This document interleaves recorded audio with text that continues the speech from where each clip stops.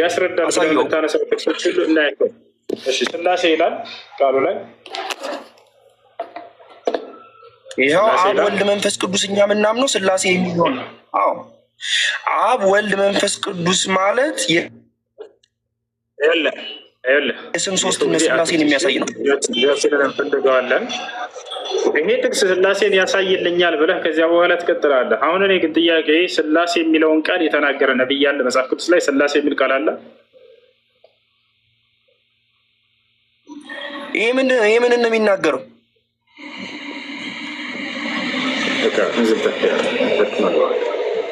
እሺ ብሶተኛ የተናሰ ብሶተኛ አለ እኔ እያልኩ እንትን አንድነት ሶስት ላይ አይደል የነበር ነው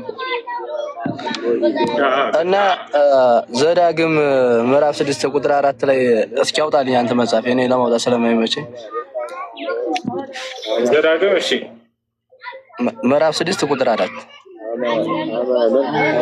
ምዕራፍ 6 ቁጥር 4 ላይ እሺ እስራኤል ሆይ ስማ አምላካችን እግዚአብሔር አንድ እግዚአብሔር ነው ይላል። እሺ እዚህ ላይ አንድነቱን ያሳያል፣ አንድ መሆኑን ማለት ነው።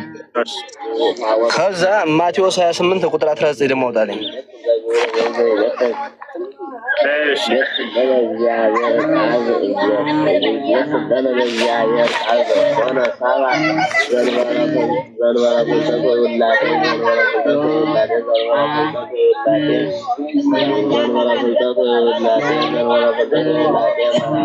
እንግዲህ ሂዱና አሕዛብን ሁሉ በአብ በወልድ በመንፈስ ቅዱስ ስም እያጠመቃቸዋቸው ያዘዝኳቸውን ሁሉ እንዲጠብቁ እያስተማራቸዋቸው ደቀ መዛሙርት አድርጓቸው፣ እነሆም እስከ ዓለም ፍጻሜ ድረስ ሁልጊዜ ከእናንተ ጋር ነኝ። እሺ እዚህ ላይ አሁን እዛ ላይ እግዚአብሔር አምላካችን አንድ ነው ብሎ አንድነት ተናግሯል። ከዚህ ላይ ደግሞ ሂዱና በአሕዛብን በአብ ስም በወልድ ስም በመንፈስ ቅዱስ ስም አጥምቋቸው የሚለው አብ ወልድ መንፈስ ቅዱስ ሶስት አድርጓን እዚህ ላይ ማለት ነው። አብ ወልድ መንፈስ ቅዱስ አንድ አምላክ ናቸው ወይም እግዚአብሔር ናቸው ይላል። እኛ እንግዲህ እንደዛ ነው እንትን የምለው እግዚአብሔር አብ እግዚአብሔር ወልድ እግዚአብሔር መንፈስ ቅዱስ ነው። አብ ወልድ መንፈስ ቅዱስ ማለት ነው። የለም መጽሐፍ ቅዱስ ላይ እግዚአብሔር አብ የሚል ብቻ ነው ያለው መጽሐፍ ቅዱስ ላይ። በአብ ስም በወልድ ስም በመንፈስ ቅዱስ ስም ነው እዚህ ላይ የሚለው አብ ወልድ መንፈስ ቅዱስ ስም አለ ቦታ ላይ አምላክ አለ። አሁን የመጽሐፍ ቅዱስ ነው። አምላክ ወይም አብ ወልድ መንፈስ ቅዱስ እግዚአብሔር ነው አይደል?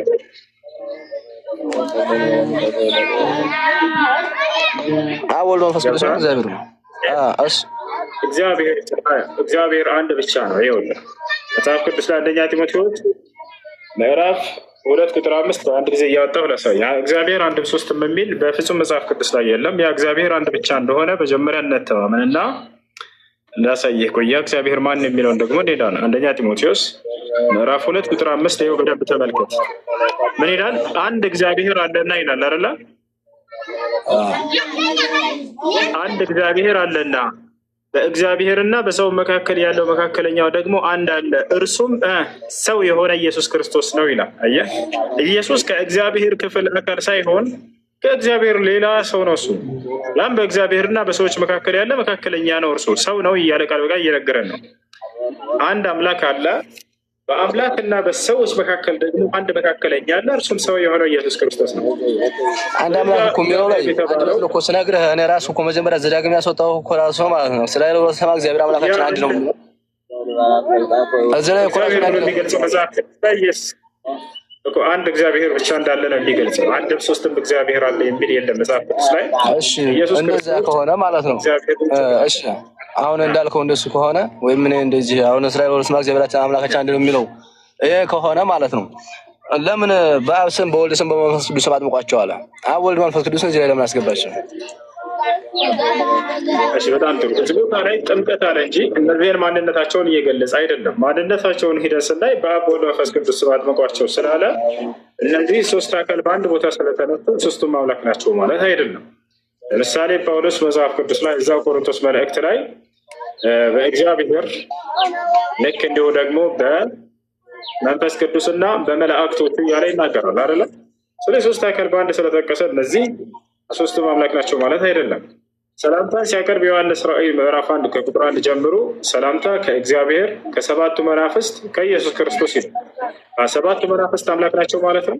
በአንድ ቦታ ስለተጠቀሱ ከእግዚአብሔርና ከኢየሱስ ጋር አይደለም። ስለዚህ በአብ በወልድ በመንፈስ ቅዱስ ስም አጥምቀዋቸው ሲል ጊዜ አብ ማን ነው የሚለውን ሙሉ መጽሐፉ ላይ መመልከት ይገባል። ወልድ ማን ነው የሚለውን ሙሉ መጽሐፉ ላይ መመልከት ይገባል። መንፈስ ቅዱስ ማን ነው የሚለውን ሙሉ መጽሐፉ ላይ መመልከት ይገባል። ኢየሱስ ክርስቶስ አብን ብቸኛ አምላክ ነው ብሎ ገልጾታል። ብቻውን አምላክ ነው፣ በቃ ሌላ ማንም የለም። ላሳይ ኢየሱስ ክርስቶስ አብ ማን እንደሆነ ገልጽ ምን አለ?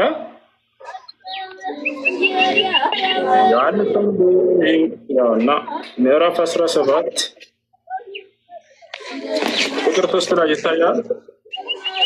ኢየሱስም ይህን ተናግሮ ወደ ሰማይ ዓይኖቹን አነሳና እንዲህ አለ፣ አባት ሆይ አለ። ይኸው አብን እያናገረ እውነተኛ አምላክ ብቻ የሆንክ አንተን ብሎ ይገልጸዋል አብን። አየህ። ስለዚህ አብ እውነተኛ አምላክ ብቻውን የሆነ አምላክ ነው። ወልድ ደግሞ ምንድነው ከተባለ የዚያ የእውነተኛው አምላክ መልእክተኛ ነው። ቀጥሎ ሲናገር የላከውንም ኢየሱስ ክርስቶስን ያውቁ ዘንድ ይችነች የዘላለማዊ ሕይወት አለ። ስለዚህ አንድ አምላክ የተባለው ሌላ አንድ አምላክ የተባለ ከእሱ ላይ የምትይዝልኝ ማለት ነው። የኢየሱስ እንደዚህ ያለበት ላይ ማለት ነው። ኢየሱስ ወደዚህ ዓለም ሲመጣ ማለት ነው አንደኛ የአዳም በድሎ ስለነበረ የአዳምን ዕዳ በደል ሊያጠፋለት ነው። ሁለተኛ ደግሞ ነቢያት ስለሱ እንደሚመጣ ተናግረው ስለነበረ የነቢያትን ትንቢት ለመፈጸም ነው። በሶስተኛ ደረጃ ደግሞ ለማስተማር መጥቷል። ከትህትናንም እያስተማረ ነው እዚህ ላይ። አሁን ለምሳሌ ማለት ለሰው ልጅ ማለት ነው። አሁን ለምሳሌ እኔ ያለሁኝ እኔ የበላይ ነብይ ራሴን ከፍ ማለት ሳይሆን ወደ እግዚአብሔር እንዴት መጸለይ እንደምንችል እንዴት መጸለይ እንዳለብን እንደዛ እያስተማረን ነው እንደዚህ ያለው እንጂ እሱን እንትን ብሎ ከአብ አንሶ ወይም አብ ከሱ በልጦ አይደለም። አብ ኢየሱስ ይበልጣል። አሳይ ማስረጃ መጽሐፍ ቅዱስ ላይ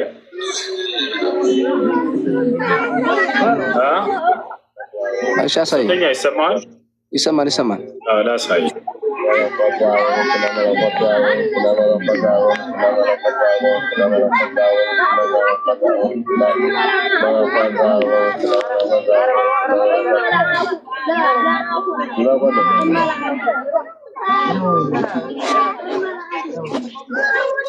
ያው ነው ዮሐንስ ወንጌል ምዕራፍ 14 ቁጥር 16 ብትወዱኝ ቆይ አንዴ ኢየሱስ ክርስቶስ የተናገረበት ላሳየ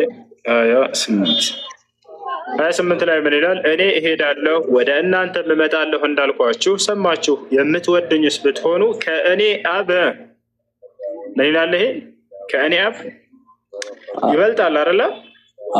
ይላል እዚያ ይበልጣልና ወደ አብ በመሄድ ደስ ይበላችሁ ይላችሁ ነበር። ደስ ባላችሁ ነበር ይላል። ኢየሱስ ክርስቶስ አብ ከእኔ ይበልጣል ብሎ ቃል በቃል ተናግሯል። በልጦት አይደለም ለመተናነስ ነው እያሉ እንትን ብለዋቸው ስህተት ነው። ቃል በቃል እንደሚበልጠው ተናግሯል። እሺ አይ መጽሐፍ እኮ በቀጥተኛ ራሱ አይተረጉም። አንድምታ መጽሐፍ አንድምታ አለ ማለት አንድምታ መጽሐፍ ካለ ማለት ነው። ያው እንዲህ እያሉ እኮ ነው ከመጽሐፍ ከክርስቶስ ትምህርት እንትን ያሏቸው ያሰጧቸው ወላሂ ላዚ አሁን ለምሳሌ ማለት ነው እዚህ አሁን ያመጣህልኝ አይነት ላይ ማለት ነው የእንትና ይሁዳ አሟሟት ላይ ማለት ነው ይሁዳ እንዴት እንደሞተ የሚናገረው ላይ የማቴዎስ ወንጌል ላይ እንትና ያላል ይሁዳ የሞተው በታንቆ ከእንጨት ላይ ታንቆ ነው የሞተው ይላል። ከዛ ግብረ ሐዋርያት ላይ ደግሞ ተዘርግፎ ነው የሞተው ይላል። ግን የና አንድምታ መጽሐፍ ላይ ስታይ ደግሞ እንደዛ አይደለም። ይሁዳ እንደዛ ነበረ ታንቆ እንትን ሲል ከዛፏ መጀመሪያ የታነቀባቸው ዛፎች ህይወት ያላቸው ስለነበሩ ንስሐ ግባ እያሉ እየተዘነበሉ ይናገሩ ነበረ። ግን መጨረሻ ላይ የተሰቀለባት ዛፍ የደረቀች ነበረች። ያቺ እንጨትም እንትን እንደታነቀባት ተዘንጥላ እንትን አለችና ተሰብራ ወደቀና ተተርትሮ ሞተ ይልና አንድምታ ያመጣው አሁን እንደዚህ አይነቱ ማለት ነው። አሁን እዚህ ላይ የተናገረበት ሌላ ሁለት እንትን ይለዋል ማለት ነው። እዚህ አንድምታው ላይ ብታዩ እንደዚህ አይደለም ያሳርቀው ሁለቱን ማለት ነው። አይደለም ይኸውልህ ክርስቶስ አብ እንደሚበልጠው ካስተማረና ከተናገረ እዚያ ላይ አሁን ያመጣኸው ፍቺ እሺ ችግር የለውም እዛው መጽሐፉ ላይ የሚገኝ ነው። አንዱ ሌላውን ይፈታል። ይሄ ግን ምንም መጽሐፉ ላይ የሚፈታ ነገር አይደለም። አባቶችህ መጥተው በዚህ ላይ ይሄ አንድምታ እያሉ ቢነግሩ ከክርስቶስ በኋላ የተነሱ ሰዎች እነሱን ከሆነ የምትከተለው ከባድ መቼም የክርስቶስን መንገድ አታገኙ። ክርስቶስን ከወደዳችሁ በእርሱ ትምህርት ላይ ጽኑ። የክርስቶስ ትምህርት ያው አምላክ እንደሚበልጠው ቃል በቃል ተናግሯል። ብትወዱኝ አምላክ ከእኔ ይበልጣል ብሎ ቃል በቃል ተናግሯል። ነገር ግን እናንተ ስለማትወዱት ይበልጥህም እኩል ነህ ብላችሁ ክርስቶስን አስተባበላችሁት። ብትወዱት ኖሮ እኔን አምላኬ ይበልጠኛል ብሎ ቃል በቃል የተነገረውን በያዛችሁ ነበር። እሺ ኢየሱስ ክርስቶስ ለአምላኩ ይገዛል አይገዛም? ይሰግዳል አይሰግድም? ይጸልያል አይጸልይም? ሶተኛ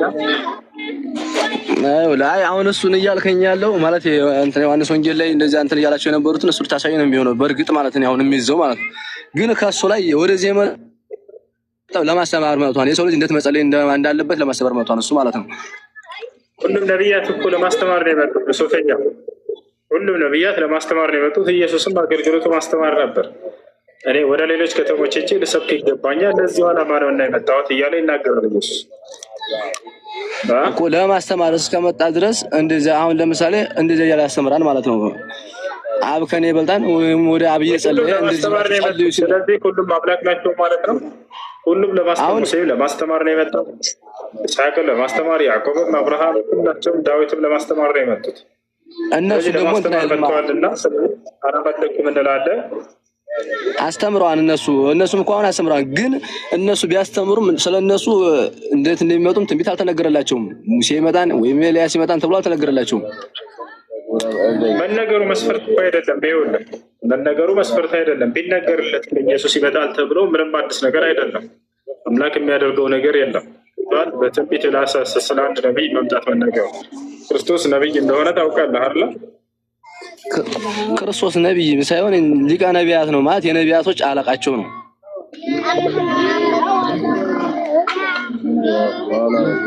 ሊቀ ነቢያት መሆኑ ከነቢይነት አላስወጣውም አይደለ? ነቢይ ነው እሱ። የነቢያቶች ሁሉ ዋናና አለቃ ነው አይደለ?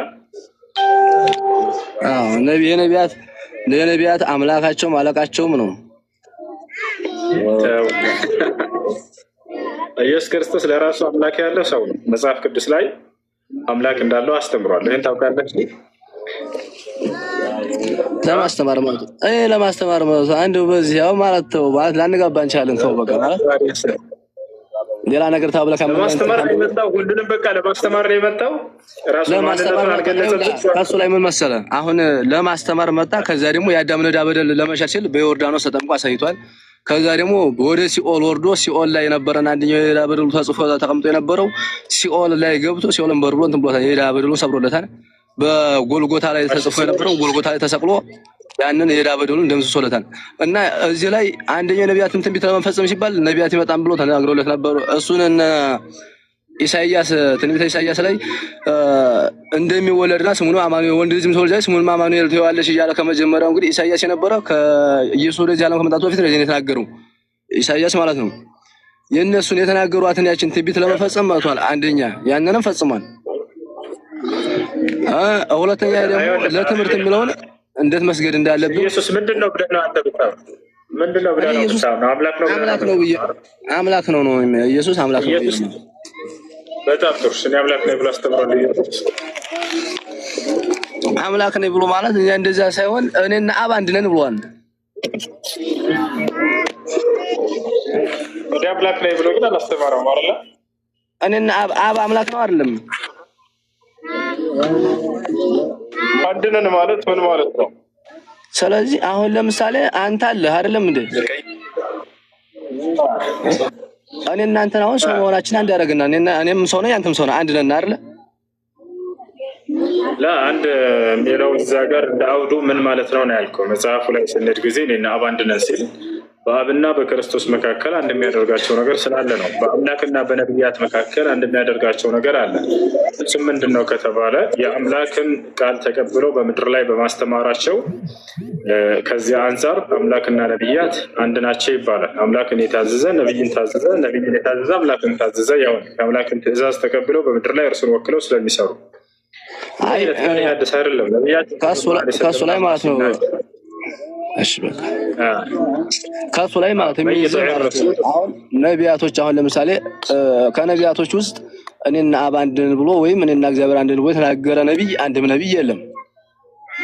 መናገር አይጠበቅባቸውም። ይኸውልህ ዓላማው ለምንድን ነው? ዓላማው ምንድን ነው? እኔና አብ አንድ ነን ሲል እግዚአብሔር ማን ነው? ኢየሱስ ክርስቶስ ከላይ አንድነት እያለ እያወራ ያለው በአብና በእርሱ መካከል አንድ ስለሚያደርጋቸው ነገር ነው። እሱም ምንድነው? የአብን ትምህርት ተቀብሎ ለሐዋርያቶች ሰጥቷል። ያን ስለጠበቁ ከጠላት እንደሚጠበቁ በእርሱ ትምህርት አማካኝነት ልክ እንዲሁ ደግሞ አብም እንደሚጠብቃቸው እየተናገረ ነው። እኔና አብ አንድ ነን ከዚህ አንጻር እንጂ በመለኮት ጉዳይ አይደለም። አምላክ እንዳለው ነው ኢየሱስ ክርስቶስ ያስተማረው። እኔና አብ አንድ ነን ያለበትኝ ማለት አብ ጋር ከምንም ነገር አይተናነስም። ኢየሱስ ክርስቶስ ማለት ነው ከአብ ጋር አይተናነስም። ያን አሁን ለምሳሌ እናንተ አንድ ነን ብንል ሰውነታችን አንድ ያደርገናል። አብ ይበልጠኛል እያለ ከአብ አይተናነስም ትላለህ። ይሄ እኮ ክርስቶስን መካድ ነው፣ መቃወም እኮ ነው። እሺ ለምን አንድ ነን አለ? እሺ ማለት አሁን ለምሳሌ የሰጠኸኝ ነገር መፍትሄ አይሆንም ለዚያ። እሺ አንድ ነን ያለበትን ምክንያት አሁን ላስረዳ ከብቼ። እሺ ዮሐንስ 10:30 ነው የሚገኘው አይደል? አሁን እንመልከተው፣ በደንብ ተከታተል። አንድ ነን ያለበት ምክንያት እዚህ ታገኘዋለህ። ዮሐንስ ወንጌል ምዕራፍ 10 ቁጥር 30 ላይ ያ እቺ ነች አይደል? እኔና አብ አንድ ነን ይላል።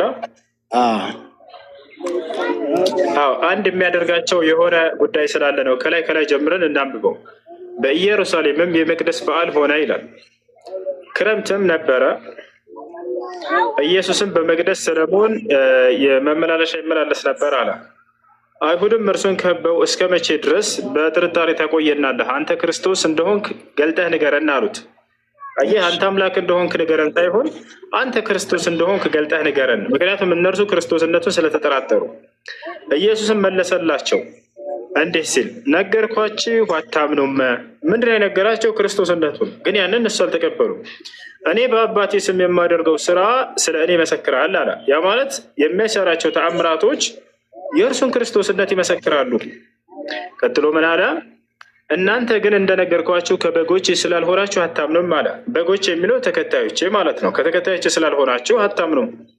ነገር ግን አለ፣ ተመልከት፣ ያው በጎቼ ድምፄን ይሰማሉ፣ እኔም አውቃቸዋለሁ፣ ይከተሉኝማል አለ። በጎቼ የሚለው ማንን ነው? የእርሱን ክርስቶስነት የተቀበሉ ሐዋርያቶችን ነው። ገብተዋል? ከዚያ ቀጥሎ ምን አለ? እኔም የዘላለም ሕይወትን እሰጣቸዋለሁ፣ ለዘላለም አይጠፉም፣ ከእጄ ማንም አይነጥቃቸውም። ይሄን አስምርበት። ከእጄ ማንም አይነጥቃቸውም። የሰጠኝ አባቴ ከሁሉ ይበልጣል፣ ከአባቴም እጅ ሊነጥቃቸው ማንም አይችልም ካለ በኋላ እኔና አብ አንድ ነን አለ። ስለዚህ ሐዋርያትን ስለመጠበቅ ነው አንድነታቸው። ከእጄ ማንም አይነጥቃቸውም፣ ከአባቴም እጅ ማንም አይነጥቃቸውም። አንድ አይነት ሀሳብ እዚህ ጋር ታገኛለህ። አንድ የሚያደርጋቸው ይሄ ጉዳይ ነው። ሐዋርያትን ክርስቶስም በትምህርቱ ይጠብቃቸዋል፣ አብም ይጠብቃቸዋልና እነርሱን በመጠበቅ ዓላማ አንድ ነን እያለ እንጂ እንደው በመለኮት አንድ ነን እያለ አይደለም። ከዛ እኔና አብ አንድ ነን ያለው ለዚህ ነው። ገብቶሃል? አሁን እዚህ ላይ አሪፍ እንትን ብለሃል። ግን ሌላዎቹ መጽሐፍ ለምን እንደዚህ እንትን አትሏቸው? ማለት አሁን ለምሳሌ ከመሰረት ተነስተሃል እዚህ ያለበትን ማለት ነው። ሌላዎቹ ላይ ግን ቅንጭብ ማለት የሆነ የሚናገራትን ቅንጭቧን ብቻ ነው እንጂ ከኋላ ተነሳችሁ አታነቡም። አሁን ብዙ ጊዜ ርዕሷን ያች እንደዚህ ያለባትን ነገር ነው እና የምትይዙት። ለምን ከኋላ ተነሳችሁ አታነቡት? ሁሉንም መጽሐፍ ማለት ነው። ለምሳሌ የትኛው ችግር የለም። የትኛው ለምሳሌ አሁን ለምሳሌ ማለት ነው አንቺ ሴት ከኔ ምን አለሽ የሚለው ላይ ማለት ነው። አሁን የዚያን ብዙ ጊዜ ጥያቄ ይነሳበታል። እናቷ አይደለችም ደግሞ እናቱን እንዴት እንደዚህ ይላታል? አንቺ ከኔ ምን አለሽ ምናምን ብሏታል ምናምን ይላል። አሁን ያንን እንደዚህ ያለበትን ምክንያት ከኋላ ተነስተው ቢያት እንትን ቢሉት ቢያነቡት ወይም ወደፊት ቢሄዱ አሁን አንቺ ከኔ ምን አለሽ ብሎ አላባረራትም እሷን ማለት ነው። ያለችውን አድርጎላታል። የወይን ጠጅ አልቆባቸው ነበርና ያኔ የወይን ጠጅ እንትን ብሎላታል፣ በበረከቱ ሞልቶላታል። ግን ያችን ነገር ብቻ ይዙና ከኔ ምን አለሽ ብሏታል። እናቷ አይደለችም እንደዚያ ብሎ የሚከራከሩ አሉ አሁን ብዙዎቹ ማለት ነው። እኛ እናቱ ነች ብለን ነው የምናምነው። ኢየሱስ ክርስቶስ ማርያም እናቱ ነች ብለን ነው የምናምነው። በሱ ላይ ችግር የለብንም። ግን ምን መሰለህ እዚያ ላይ አንተ ኢየሱስ ክርስቶስ እናቱን እናቴ ብሎ ጠርቷት አያውቅም። ወይንም ደግሞ ማን ነው አንቺ ሴት ብሎ ነው የሚጠራት? አንቺ ሴት ብሎ ነው የሚጠራት። አንዲት እናት ልጇን እየጠራቸው ልጄን አስኪ ብላ እየጠራቸው አንቺ ሴት ከኔ ምን አለሽ ቢላት አሁን ላይ ምንድን ነው የምትረዳው? ይሄ ነገር አይከብድም? አንቺ ሴት ምን አለሽ ከኔ ብሎ ነው ክርስቶስ ሊጠራ እናቱ። እዚህ አምላክ አላህ ሱብሓነሁ ወተዓላ በቁርአን ላይ ሲናገር ወበረም ቢዋሊደቲ ይላል። ክርስቶስ ምን አለ? ለእናቴ መልካም እንደውልላት በጎ እንደውልላት አዞኛል፣ ወለም የጀዐልኒ ጀባራን ሸቅያ ብሎ ይሄንን ጉዳይ መለሰው። ገብተዋል? በእርሷ ላይ እምቢተኛና ትዕቢተኛ አላደረገኝም ይላል። የትዕቢተኛና የእንቢተኛ ልጅ መልስ ነው። ምን አለሽ ከኔ አንቺ ሴት ብሎ አንድ ልጅ እናቱን ቢናገር ምን ያክል ትዕቢተኛ ነው።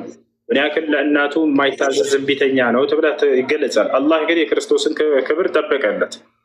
ምን አደረገ ከተባለ ወበረን ቢዋሊደቲ ወለም የጅዐልኒ ጀባረን ሸቅያ፣ በእናቴ ላይ እምቢተኛና ትዕቢተኛ አላደረገኝም አላቸው እንጂ በፍጹም አንቺ ሴት ምናምን እያለ እናቱን የሚያናግር አይደለም። አሁን እዚህ ላይ አሁን ለምሳሌ እዚህ ላይ ሙስሊሞች ይችን አይቃርኑም ማለት ትክክል ነው። እዚህ ላይ ሙስሊም ሳይሆን እንትኖች የሚቃርኑ እነዚህ ጴንጤዎቹ ምናምን ማለት ነው። ማርያም ስለሱን ታያላት ምናምን ቢሉት ማለት ነው። እነሱ አሁን ይችን እንትን ብለው በእናንተ ሳይሆን ያልኩ ያለ አሁን እነሱ ይችን ይዛሉ። ከዛ አንቺ ሴት ምን አለሽ ብሏታን ይቺ ሴትዮ ምንም አይደለችም እንደዛ እያላተኝ ምናምን ይላል። ግን አንቺ ሴት ከኔ ምን አለሽ ብሎ አባሯት ቢሆን ኖሮ ወይም ያለችውን ያንን ትእዛዟን አልፈጸመላት ቢሆን ኖሮ ያነ ነበረ። ግን ትእዛዟን ያለችውን ፈጽሟል። እና ይሄን አሁን አንተ ያመጣው ደግሞ ኢየሱስ እኔና እንድነን የሚለው ላይ በመጠበቅ ነው እንጂ በሌላ አይደለም። እንደዚህ አይነት ደግሞ በእንትን በእናንተ አሁን ብዙ ጥያቄ የምታነሳለ ማለት እንደዚህ ቁንጽል ሐሳብ ይሆነ ማለት ነው። ያቺ ቁንጽል ሐሳብ ግን ከመሰረቱ አንሳችሁ ማለት ብታነቧት እንደዚህ ነገር እንትን ያብራራው ነበር። ያቺ ቁንጽል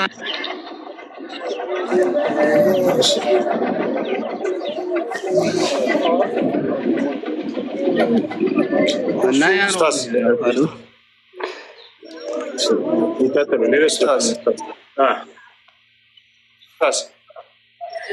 ነው የስላሴ ስሞች እነማን ናቸው? ስላሴ የሚባል ነገር የለም። ስላሴ የሚባሉት አካላት ስማቸው እኮ አይ አይደለም የሚባል ነገር የለም። አንድ ኤቪደንስ ነው። ግን ስማቸው እነማን ነው? እነማን ነው? የለም ስም ከሌለ አሁን እኮ እዚህ ጋር ታስረዳ። ቆይ እሺ አብ አሁን ስለ አብ ስታስረዳ ነበር አይደል? ኢየሱስ ክርስቶስ ደግሞ እኔና አብ አንድ ነን ብሎ ተናግሯል። ይሄ አንድነታቸውን ሳይሆን በስራ ነው ብለህ እያስተማርክ ነበር አይደል? ለኔ ሳይሆን ኢየሱስ ራሱን ያስተማረው እኮ። በጣም ጥሩ። ስለዚህ እነዚህ አብ፣ ወልድ፣ መንፈስ ቅዱስ የሚባሉት አካላቶች እነማን ናቸው ነው እየጠየኩ ያሉት። እሺ ታም የታደረገ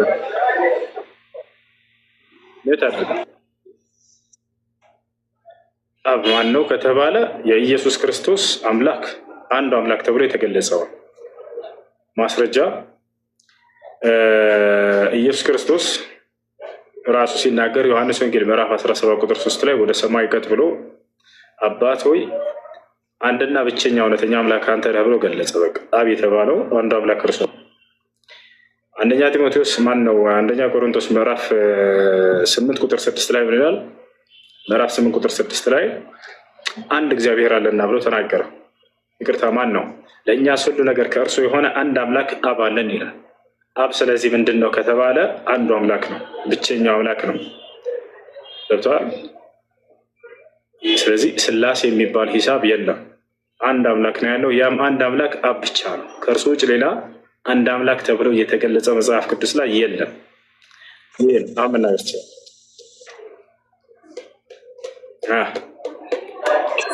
ልጁ አሁን ያነሰው ጥቅስ አለ ማቴዎስ 28 ከቁጥር 19 ላይ እንግዲህ የሶስቱን ስም አካል ጠርቶ ማድረግ ያለባቸውን ነገር ሐዋርያትን ሲያስተምራቸው እናያለን። እንዳታቋርጠኝ ሀሳቤን እስከምጨርስ ድረስ። እንግዲህ ምን ይላል እዚህ ላይ? እንግዲህ ሂዱና በአብ በወልድ መንፈስ ቅዱስ ስም እንድትናገር ፈቅጄልህ ዝም ብዬ እየሰማሁ ነው። እንዳታቋርጥ አዳምጥ። በስነ ስርዓት አታውራ። እንድታወራ ፈቅጄልህ እያወራህ ነው አይደለ? እንዳታቋርጠኝ፣ ምሕረት እንዳታደርገኝ፣ እንዳታወርደኝ የሚል ጅላጅል ቃላቶችን ተዋቸውና ተናገር። ይኸው እኔ ላዳምጥህ ቁጭ አድርጌ ላዳምጥህ። ሄድቀጥ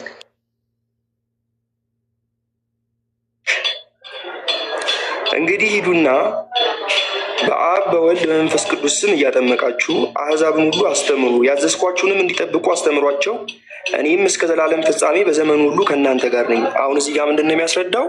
የወልድን ጌትነት ነው። ምክንያቱም እኛ ስንጠመቅ ልጅነትን የምናገኘው በአብ በወልድ በመንፈስ ቅዱስ ስም ነው።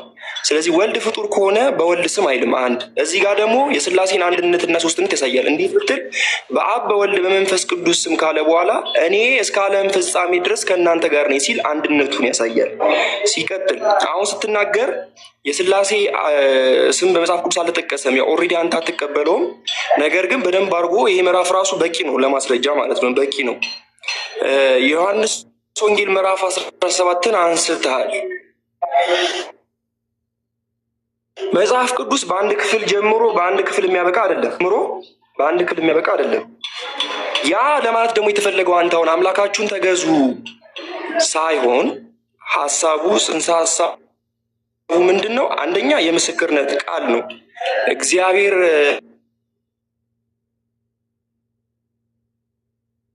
አብ አምላክ ስለመሆኑ፣ ሁለተኛ አብ የሚሰራውን ሁሉ ወልድ እንደሚሰራ። ምክንያቱም ክርስቶስ የመጣው አብን ሊዘግበው ነው እንጂ አብን ሊገልጥ ሊያስተምር ስለመጣ ያንን ለመናገር ነው እንጂ ሌላ እኔ ከአብ በታች ነኝ የሚለውን ሀሳብ ለማንጸባረቅ አይደለም። እንደዛ ቢሆን ኖሮ እኔ ትንሣኤና ሕይወት ነኝ ብሎ ባልተናገረ ነበር። የሰውን ልጅ ስጋውን ካልበላችሁ ደሙንም ካልጠጣችሁ የዘላለም ሕይወት አይኖራችሁም ብሎ ባልተናገረ ነበር ማለት ነው። ኡስታዝ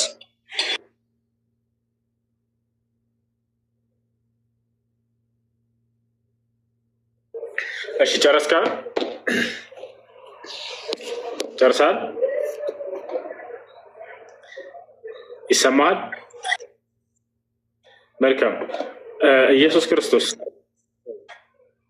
ክርስቶስ እንዲሁም ሐዋርያቶች መጽሐፍ ቅዱስ ላይ አብ ወልድ መንፈስ ቅዱስ አምላክ ነው ብሎ አስተምረዋል? ወይንም ከነቢያቶች መካከል አንድ ነቢይ በአጭሩ አብ ወልድ መንፈስ ቅዱስ አንድ አምላክ ነው ብሎ ያስተማራል?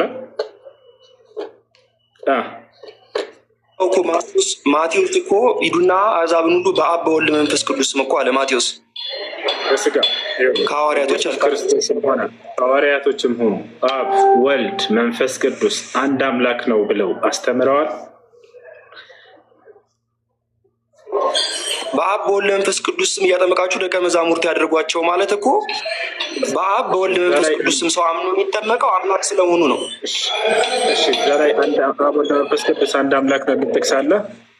አብ ወልድ መንፈስ ቅዱስ አንድ አምላክ ነው ይላል። ይኸው እኔ እስከ ዓለም ፍጻሜ የሚለው ቃል አለ እዛ ላይ። አዎ ይላል። አንድ አምላክ የሚለው ቃል አለ። አንድ አምላክ ይላል። አዎ ይላል። አዎ አንብበው ካላለ ቀጣይ ሰው ይቀጥላል። ትወርዳለህ። አትዋሽ። መጽሐፍ ላይ ሁልጊዜ እንዳዋሸ ያን ያስረዳል ብትል እኮ ችግር የለውም ነበር።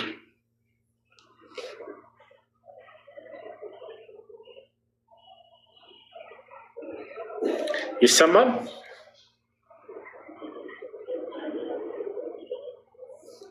ይሰማል ወይ? አይሰማም? እሺ የእሱ መሰለኝ። ቀጣይ ከላይ ያለው ክርስቲያን ልጅ ማውራት ትችላለህ። ደምሰው ይሰማል? እሺ እዛ ላይ እንዴት ዋላችሁ? ሰላም ነው? ደህና አልሐምዱሊላህ። እንዴት ነህ? እሺ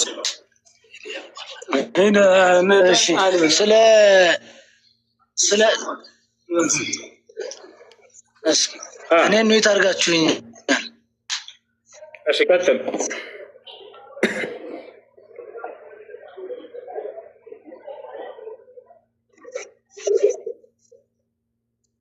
አልሐምዱሊላህ። ቀጥል።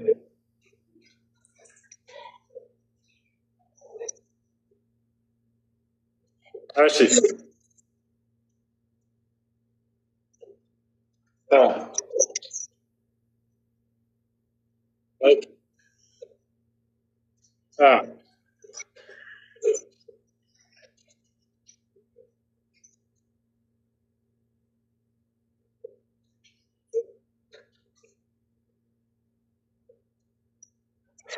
ባጭሩ ማለት ነው።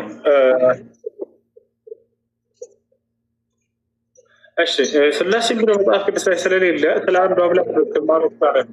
መጽሐፍ ቅዱስ ላይ ስንት አምላክ አለ? ስንት አምላክ ነው ያለው? የአንድ አምላክ ማን ይባላል? የአንድ አምላክ ማን ይባላል? አብ ነው፣ ወልድ ነው፣ መንፈስ ቅዱስ። አይሰማም እያሉ ነው። ከስራ አይሰማም እያሉ ነው። የውስጣት ነው የማይሰማችሁ? ምንድን ነው የውስጡ ነው የማይሰማችሁ ወይስ ሰውየው ነው? ሰዎች የውሱ አንተ አትሰማም እያሉ ነው። አሁን ይሰማል? ይሰማል። አሁን ቀጥል። አንድ አምላክ የተባለው መጽሐፍ ቅዱስ ላይ መጽሐፍ ቅዱስ ላይ አንድ አምላክ የተባለው ማን ነው? አብ ነው? ወልድ ነው? መንፈስ ቅዱስ? ወይንስ ሶስቱም ናቸው አንድ አምላክ የተባሉት? ሶስቱም ናቸው አንድ አምላክ የተባሉት። እሺ አብ ወልድ መንፈስ ቅዱስ አንድ አምላክ ነው የሚለው ጥቅስ የት ጋር ያለው? አብ ወልድ መንፈስ ቅዱስ አንድ አምላክ ነው የሚለው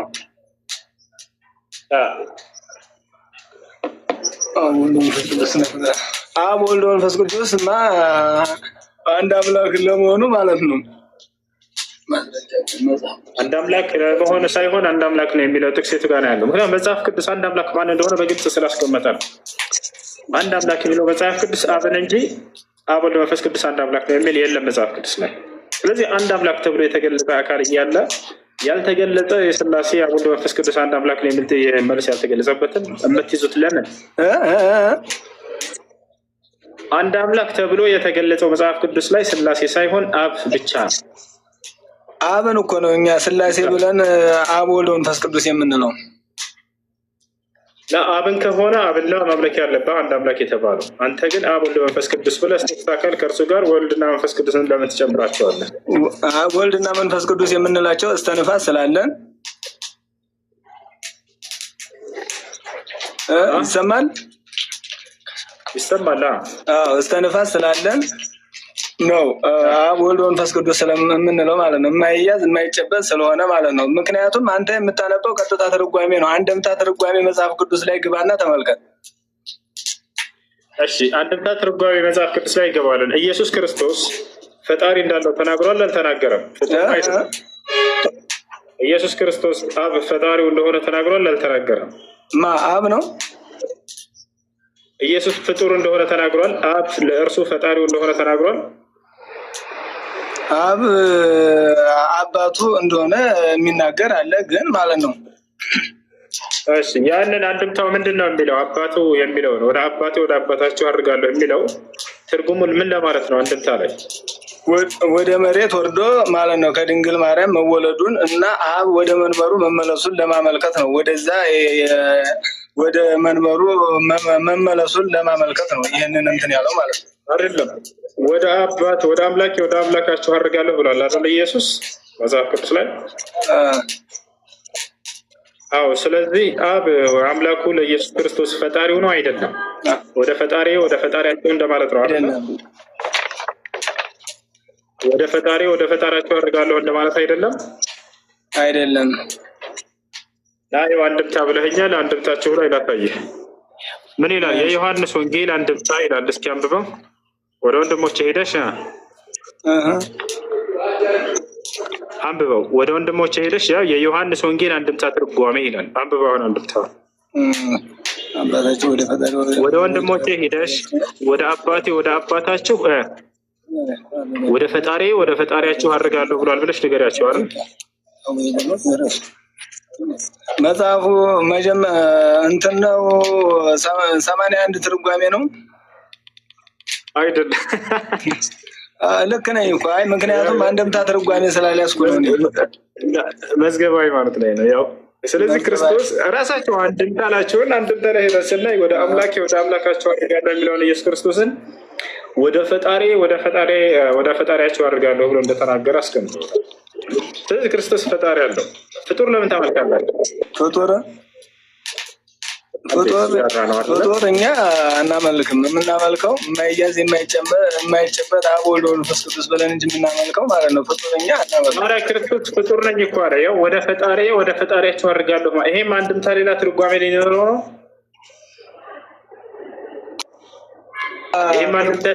መጽሐፍ ቅዱስ በነገራችን አንድ ትርጓሜ አይደለም ያለው። አንተ እዚህ ላይ ያለውን ጥቅስ ልታይ ስለምትችል ማለት ነው። አንድምታ ያስፈልገዋል። ሌላ ደግሞ አንድምታ ለዚህ እየሰማህ አንተ ወደ ፈጣሪያቸው የሚለውን ምን ትላለህ? እሱ ላይ መጣ።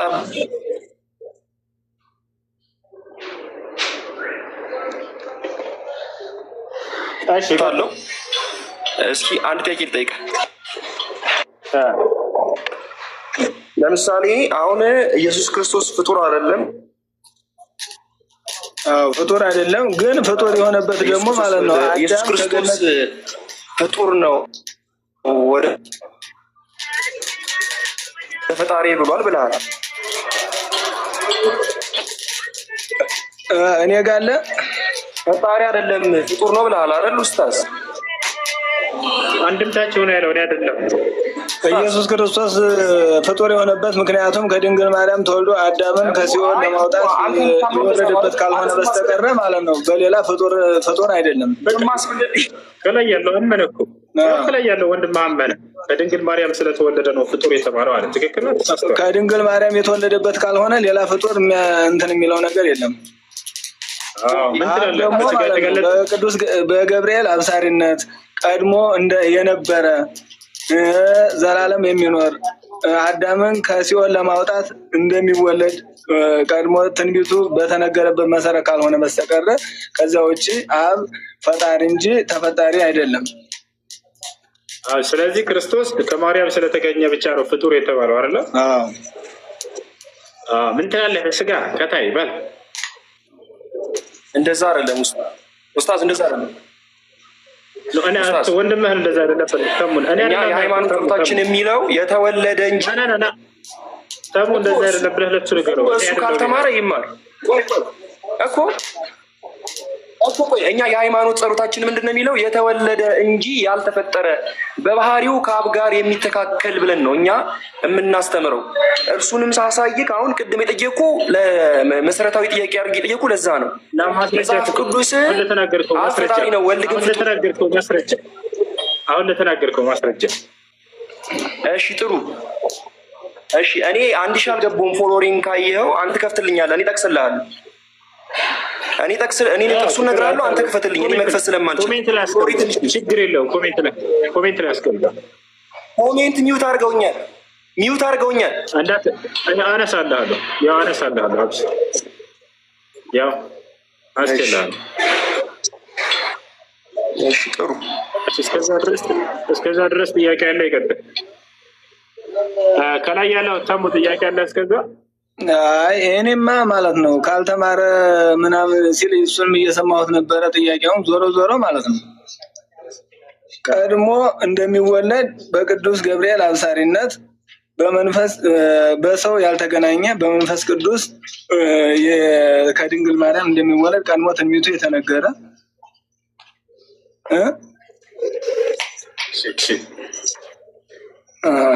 ምን እንቀጥል? ምን ያመጣ? በመንፈስ ቅዱስ ቀድሞ ትንቢቱ የተነገረ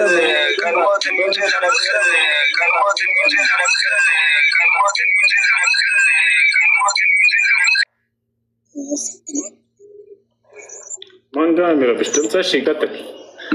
በቅዱስ ገብርኤል ቀድሞ መነገሩ አምላክ የሚያደርገው ነገር አይደለም። አሁን ስለ አምላክነት ባህሪ እያወራ ነው። ስለዚህ ክርስቶስ ስለ አምላክነት እኮ ነው ትንቢቱ ቀድሞ የተነገረ። ለቅዱስ ገብርኤል አምላክን ትወልጃለሽ አላላትማ፣ ወንድ ልጅን ትወልጃለሽ ነው ያላት። ወንድ ልጅን ትወልጃለሽ። ቆይ አንዴ ሉቃስ ወንጌል ምዕራፍ 1 እነሆ ትጸንሻለሽ ወንድ ልጅንም ትወልጃለሽ ስሙንም ኢየሱስ ትይዋለሽ ይላል። ታዲያ ወንድ ልጅን ትወልጃለሽ አላት እንጂ አምላክን ትወልጃለሽ አላላት። ወንድ ልጅን ትወልጃለሽ ስሙንም ኢየሱስን ትወልጃለሽ ያለ ያው እኮ ራሱን እኮ ነው። ስለዚህ ሰው ነው። ኢየሱስ ደግሞ የሰው ስም እንጂ አምላክ ስም አይደለም። ኢየሱስ የሚባል ልጅ ትወልጃለሽ ነው ያላት። ኢየሱስ ደግሞ የአምላክ ስም እንጂ የሰው ስም አይደለም። ምክንያቱም ወንድ ልጅን ትወልጃለሽ ትጸንሻለሽ አላት ከሰው ካይሆን ከመንፈስ ቅዱስ ባደረብሽ ነው ያላት።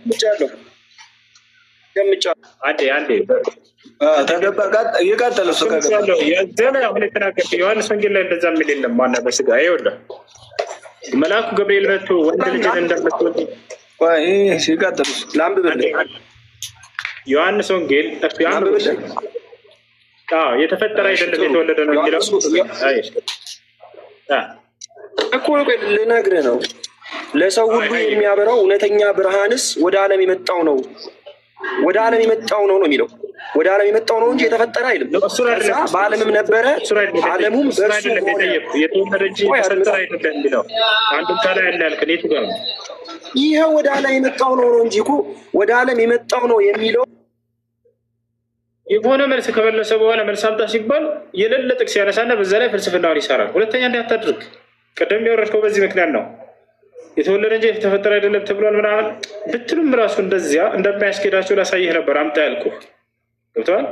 ወደ ዓለም የመጣው ዮሐንስ ወንጌል ላይ ዓለሙም በእርሱ ሆነ ነው የሚለው።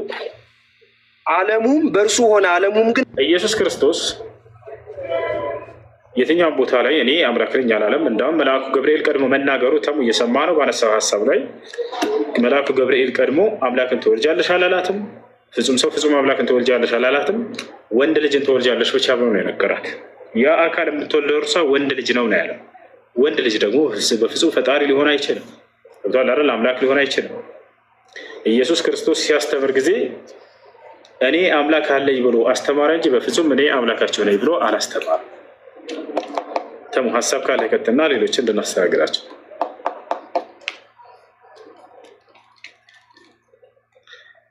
እሺ ተሙ የት መሰለኝ ከላይ ቦስ ሰላም ነው፣ እንዴት ነህ ቦስ? ይሰማል? ይሰማል ይሰማል።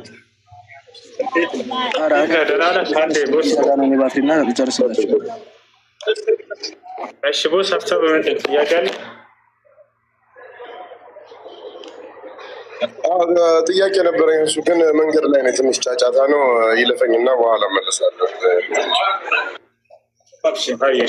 ጥያቄ ያለ ይቀጥል። እሺ እኔም ጠይቀው ማለት ነው።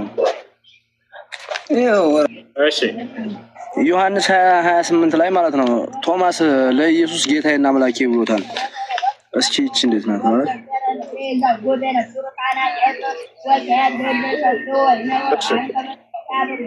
አንዴ ሜት አድርገው። እሺ ሶስተኛ እሺ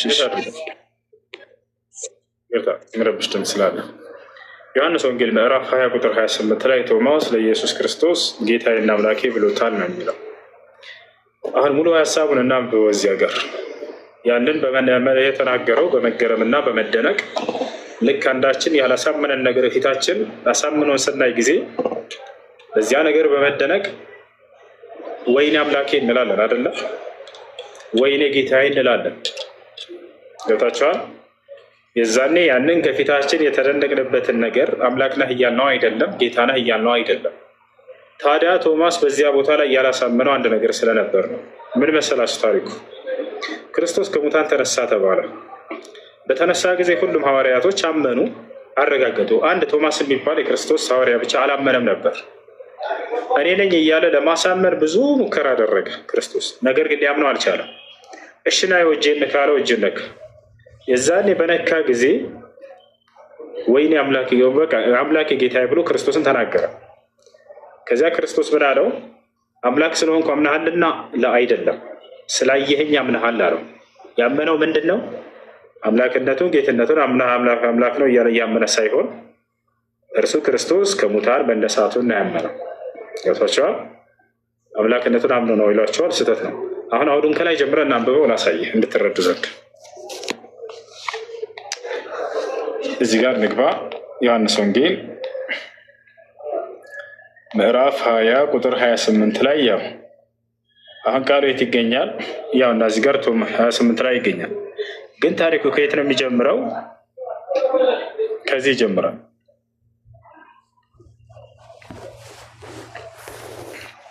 ከ17 ጀምረን እናንብበው። ኢየሱስም ገና ወደ አባቴ አላረግኩምና አትንኪኝ፣ ነገር ግን ወደ ወንድሞቼ ሂደሽ እኔ ወደ አባቴና ወደ አባታችሁ ወደ አምላኬና ወደ አምላካችሁ አድርጋለሁ ብሏል ብለሽ ንገሪያቸው አለ። በመጀመሪያ ክርስቶስ አምላክ እንዳለው አስተማረ። ሌላ አምላክ እንዳትፈልጉ አደራ። አምላክ ወደ አምላክ እሄዳለሁ እያለ አይ አንተ ራስህ አምላክ ነህ ማለት ክርስቶስን መቃወም ነው የሚሆንባቸው። እንቀጥል። 18 ላይ መግደላዊት ማርያም መጥታ ጌታን እንዳየች ይህንም እንዳላት ለደቀ መዛሙርቱ ነገረች። ለማን? ለደቀ መዛሙርቱ ነገረቻቸው። ያም ቀን እርሱም ከሳምንቱ ፊተኛው በመሸ ጊዜ ደቀ መዛሙርቱ ተሰብስበው በነበሩበት አይሁድን ስለፈሩ ደጆቹ ተዘግተው ሳሉ ኢየሱስ መጣ፣ በመካከላቸውም ቆሞ ሰላም ለእናንተ ይሁን አላቸው። አያችሁ፣ ሰላም ለእናንተ ይሁን አላቸው። የአረበኛው መጽሐፍ ቅዱስ ላይ ብትሄዱ አሰላሙ አለይኩም እንዳላቸው ቃል በቃል ታገኝታላችሁ። አሰላሙ አለይኩም አላቸው ይላል። ወላሂ ላሳያችሁ ከፍቼ ሰላሙን ለኩም ይላል። ሰላም ለእናንተ ይሁን። ለማንኛውም እንቀጥል። ይህንም ብሎ እጆቹን ከጎኑ ጎኑንም ማሳያቸው ይላል። ገብቷችኋል አይደል? ይህንም ብሎ ኢየሱስ ለሐዋርያቶቹ እጆቹንም ጎኑንም ማሳያቸው፣ ደቀ መዛሙርቱን ጌታን ባዩ ጊዜ ደስ አላቸው አለ። ነገር ግን አንድ ሰው አለ ያላመነ፣ እሱን ልናይ ነው። ኢየሱስም ዳግመኛ ሰላም ለእናንተ ይሁን፣ አብ እንደላከኝ እኔ ደግሞ እልካችኋለሁ አላቸው። ይህንም ብሎ እፍ አለባቸው፣ መንፈስ ቅዱስን ተቀበሉ። 23 ላይ ኃጢአታቸውን ይቅር ያላችኋቸው ሁሉ ይቅርላቸዋል፣ የያዛችባቸው ተይዞባቸዋል አላቸው። ነገር ግን አሁን በደንብ አስተውሉ፣ ሀሳቡ ከዚህ ይጀምራል። ነገር ግን አለ ቁጥር 24 ላይ ከ12ቱ አንዱ ዲዲሞስ የሚሉት ቶማስ ኢየሱስ በመጣ ጊዜ ከእነርሱ ጋር አልነበረም። ሌሎቹም ደቀ መዛሙርቱ ጌታን አይተነዋል አሉት። እርሱ ግን የችንካሩን ምልክት በእጆቹ ካላየሁ፣ ጣቴንም በችንካሩ ምልክት ካላገባሁ፣ እጄንም ከጎኑ ካላገባሁ አላምንም አላቸው አለ። አሁን ያላመነ አንድ አካል አለ። ማን? ቶማስ የሚባል። ከ8 ቀን በኋላም ደቀ መዛሙርቱ ደግሞ በውስጥ ነበሩ አለ። ቶማስም ከእነርሱ ጋር ነበረ። ደጆቹ ተዘግተው ሳሉ ኢየሱስ መጣ፣ በመካከላቸውም ቆሞ ሰላም ለእናንተ ይሁን አላቸው።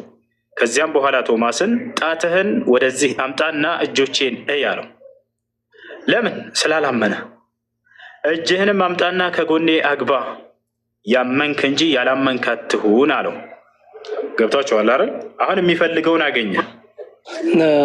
ከሱ ላይ አሁን ማለት ነው አንድ ሚያት አድርገው ልጨርስ ልጨርስልህ።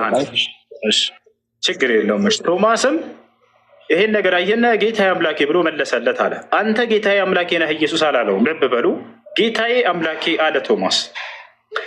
ምንድን ነው ያመነው ከተባለ ክርስቶስ መምጣቱን በትክክል መነሳቱን ነው። እነዚህ ሐዋርያቶች ከላይ አላመኑም ነበር። ኢየሱስም ለዚህ ነው ምን አለው? ኢየሱስም ስላየኸኝ አምነሃል አለው። አምላክ ስለሆንኩኝ አምነሃል አይደለም ያለው፣ ስላየኸኝ አምነሃል።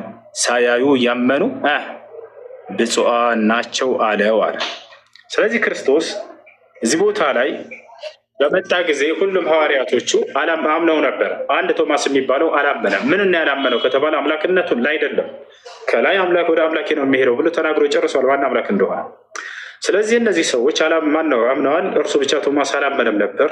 እኔ ይሄንን ካላደረግኩኝ በቃ አላምንም አለ። የሚያምነው ምንድን ነው?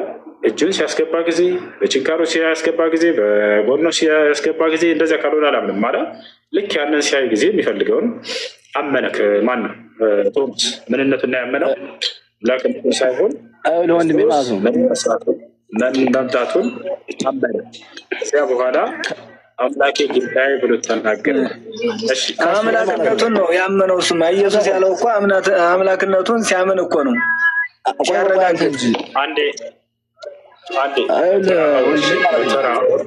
እኔ እያልኩ ያለሁት አሁን ከላይ ያሉት እነዛኞቹ ያሉትኝ ጌታን አየነውን አሉትኝ እንጂ ኢየሱስን አየነው አላሉትም። ጌታን አየነውን አሉትኝ። ስለዚህ ኢየሱስ ጌታ ነው ማለት ነው። ጌታ ስለሚለው እናወራለን። ጌታ የሚለው በመጽሐፍ ቅዱስ ስንት ትርጓሜ ያለው? ብሶተኛ እፍም ሲልባቸው አንዴ ጌታ የሚለው ሲልባቸው ሄጋ አንደኛ እዚህ ጋር ተቀምጧል። ሰሙ አንድ ጊዜ ቤት አድርግ ተረኛ ላይ ከሱ እያወራ ነው አይደለ? ይጨርስና እሱ ከሙዚቃ ቦታ ራቅብና ታውቁናለን። እሺ ጌታ ሲባል በመጽሐፍ ቅዱስ ላይ ስንት ትርጓሜ ያለው? ቀጥሉ። አይ ጌታውን እንደ በማውቀው አምላክነቱን ነው ጌታ የሚለው አይደለም። ዮሴፍ ጌታ ነው አይደለም? በእርግጥ አሁን እንደዚያም ሊሆን ይችላል። ግን እኔ በማያዘው አሁን ጌታ ማለት ጌታ እኮ ራሱ ብዙ ነገር አለው እኮ። አሁን ጌታ እኮ ትለዋለህ አንተ ጓደኛህን እኮ ራሱ በጣም የምትወደው ከሆነ ትለዋለህ እኮ እንደዚያ። ግን ጌታ ማለት አምላክነቱ ነው እነሱ እንትን ያሉት ለኢየሱስ አሁን ለንገርስ። እሺ ጌትነት ለሁለት ይከፈላል እንደ መጽሐፍ ቅዱስ። አንደኛ በመደረግ የሚገኝ የስልጣን የሹመት ጌትነት አለ። ሁለተኛ መለኮታዊ ጌትነት አለ። ትክክል ነው፣ ገብቶሃል። የክርስቶስ ግን ጌትነት የትኛው ነው ከተባለ በመደረግ የተገኘ የስልጣን የሹመት ጌትነት ነው። ያ ማለት እግዚአብሔር ኢየሱስን ጌታ አድርጎት ነው። በመደረግ ያገኘ ጌትነት ነው። ምን ትላለህ? እሺ አሁን እዚህ ላይ በመደረግ ያገኘው ጌትነት የሚል አለ። የእሱን ጌትነት ማለት ነው።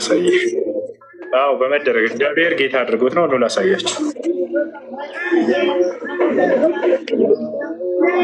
ቁጥር 36 ላይ ይታያል። ቁጥር 36 ላይ እንግዲህ ይህን እናንተ የሰቀላችሁትን ኢየሱስን እግዚአብሔር ጌታም ክርስቶስም እንዳደረገው የእስራኤል ወገን ሁሉ በእርግጥ ይወቅ ይላል። ያው እግዚአብሔር ኢየሱስን ጌታ እንዳደረገው የእስራኤል ወገን ይወቅ ይላል። ጌታ ተደርጎ ነው። ምን ትላለህ?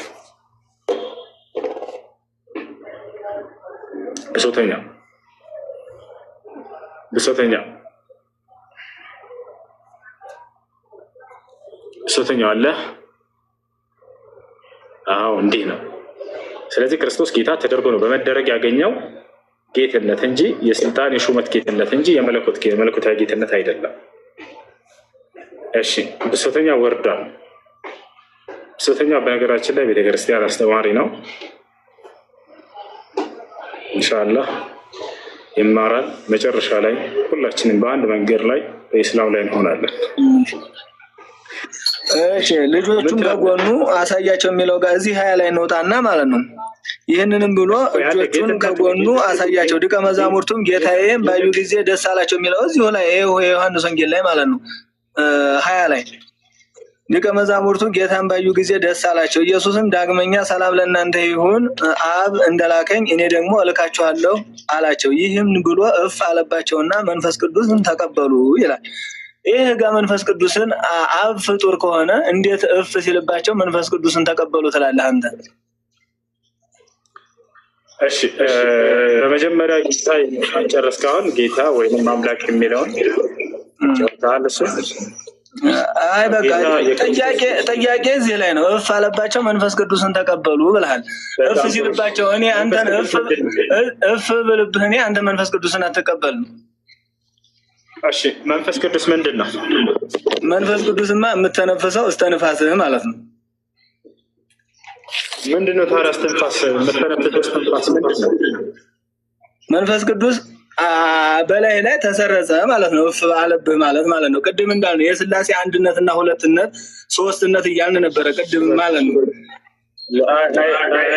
አንድ ጊዜ አዳምጥ፣ በደንብ አዳምጥ። አንደኛ ኢየሱስ ክርስቶስ መንፈስ ቅዱስ ከአብ ለሰዎች የሚያሰጠው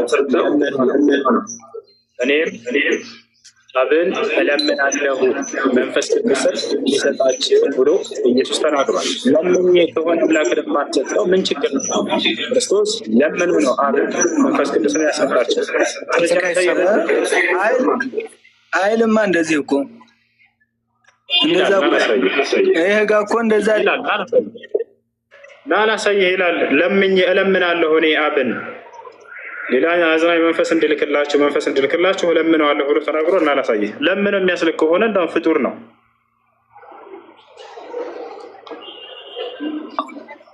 እዚያ ጋር ማናደርገው በጣም ሰው አለ፣ ግን በጣም የቆመው ታብታብ የለውም። እሺ መርሐባ እንመልከት። አሁን ኢየሱስ ክርስቶስ ዮሐንስ ወንጌል ምዕራፍ 14 ቁጥር 16 ላይ ተመልከት። ያ 16 ላይ ምን ይላል? ብትወዱኝ ተሙ አቤት እየዋጣው ነው። እሺ ዮሐንስ ወንጌል ምዕራፍ 14 ቁጥር 16 ለምኖ እንደሚያስልቅ ቃል በቃል እዚህ ጋር ተቀምጧል።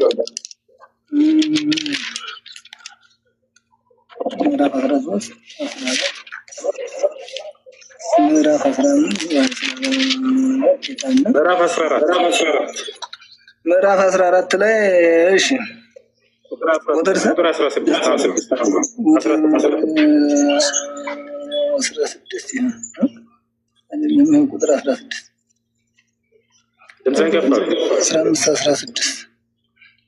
ብትወዱኝ ትእዛዜን ጠብቁ፣ እኔም አብን እለምናለሁ ለዘላለም ከእናንተ ጋር እንዲኖር ሌላ አጽናኝ ይሰጣችኋል ነው የሚለው እዚህ ጋር። እለምናለሁ አይደል? ኢየሱስ አይደለም ይዋድመታኝ ብትወዱኝ ወይ መጽሐፍ ቅዱስን ብትወዱኝ ትእዛዜን ጠብቁ፣ እኔም አብን እለምናለሁ ለዘላለም ከእናንተ ጋር እንዲኖር ሌላ አጽናኝ ይሰጣችኋል ነው የሚለው እንጂ እፍ ብዬ እስተንፋስ እሰጣችኋለሁ አይደለም ያለው። ይሄ ጋር እኮ ያን መንፈስ ቅዱስ እንዴት ነው ሊመጣ የሚለውን ኢየሱስ ራሱ ሲያብራራ ለምኜ ነው አለ። እለምናለሁ መንፈስ ቅዱስ አይደለም።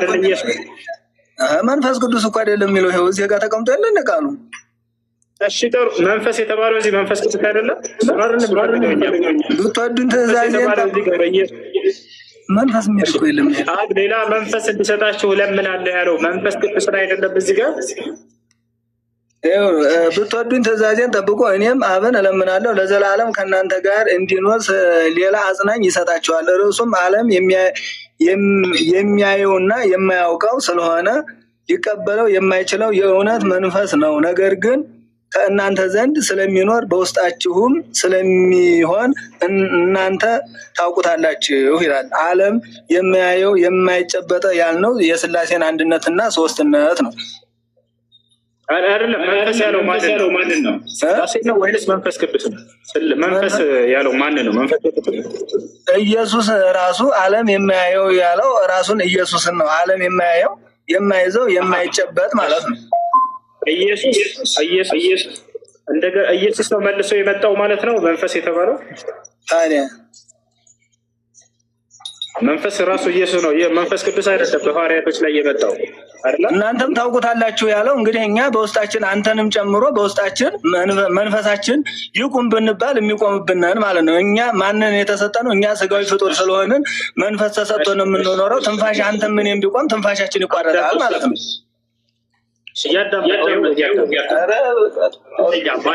ላይ ኢየሱስ ክርስቶስ ወደ አብ እሄዳለሁ ብሎ ተናግሯል። አንደኛ። ሁለተኛ እለምናለሁ ያለው ማን ነው? እዚህ ጋር ለማኙ ማን ነው? እለምናለሁ ያለው ማን ነው?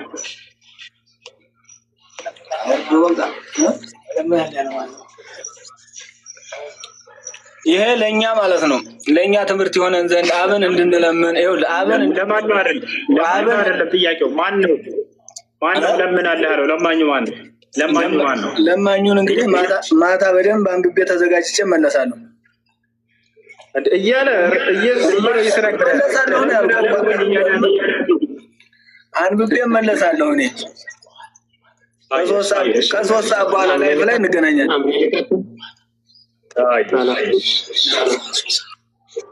ሚት አድርገውሽ ቢጂቢ ሰላም እለምናለሁ እያለ እየተናገረ ያለው ማን ነው? ቢጂቢ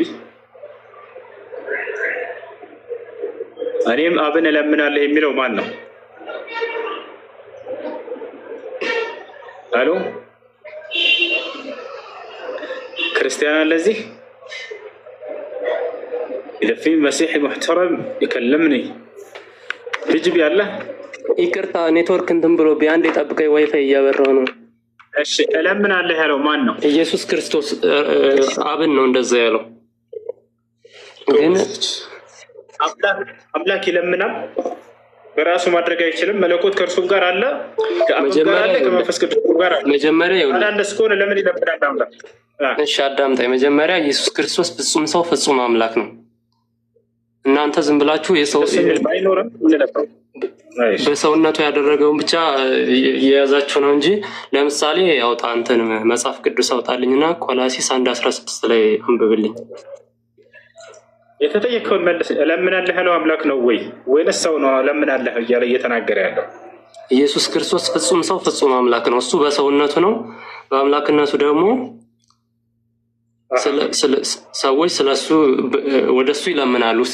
ቆላሲስ 1:16 ላይ ያውጣልኝ እንደማ መቼ ማስረጃ ስጠይቀህ ጊዜ ታወጣልኛለህ። ቆይ ሀሳብን ከተናገርክ በኋላ ኢየሱስ ክርስቶስ ፍጹም ሰው ፍጹም አምላክ ነው ብላ ያምናሉ። አንድ ቦታ ላይ ፍጹም ሰው ፍጹም አምላክ ነው የሚል የለም መጽሐፍ ቅዱስ ላይ አይደለም? የለም አለ። ኢየሱስ ክርስቶስ እኔ ፍጹም ሰው ፍጹም አምላክ ነኝ ያለ ዳይሬክት ቨርባቲም ወርድ ባይወርድ አይደለም እዚህ ጋር መሄድ ያለብን። እሺ በጣም የለም። እሺ ሁለተኛው ነገር መሰለህ ክርስቶስ የለም። ስለዚህ ጋር ኢየሱስ ክርስቶስ ፍጹም አምላክ ነው። ኢየሱስ ክርስቶስ ሁሉ በእርሱ ተፈጥረዋልና ሁሉ በእርሱና በእርሱ ተፈጥሯል ይላል ቆላሲስ